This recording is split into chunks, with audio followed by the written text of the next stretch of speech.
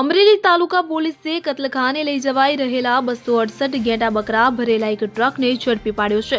સાવરકુંડલા શહેરથી અમદાવાદ તરફ જઈ રહેલા ટ્રકને પોલીસે ઝડપી પાડ્યો તેમજ 6 આરોપીઓ સામે ગુનો નોંધી વધુ કાર્યવાહી હાથ ધરાઈ છે।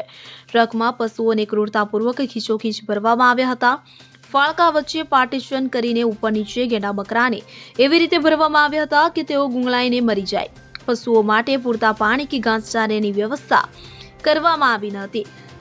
સક્ષમ અધિકારી કે વેટરનરી ઓફિસરના પ્રમાણપત્ર કે પાસ પરમિટ વગર ગેરકાયદેસર રીતે આ પશુઓની હેરાફેરી કરવામાં આવી રહી હતી।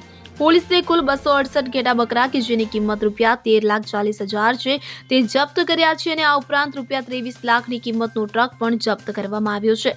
આમ કુલ ₹36,40,000નો મુદ્દામાલ પોલીસે કબજે કર્યો છે।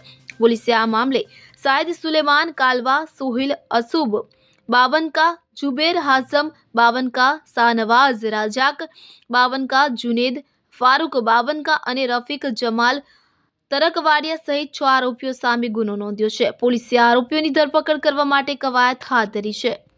Bureau report CN24 news. હવે જુઓ દેશ દુનિયાની તમામ ખબરો તમારી આંગળીના ટેરવે। ઉઠાવો મોબાઈલ અને Google Play Store પરથી ડાઉનલોડ કરો અમારી CN24 ન્યૂઝ મોબાઈલ એપ।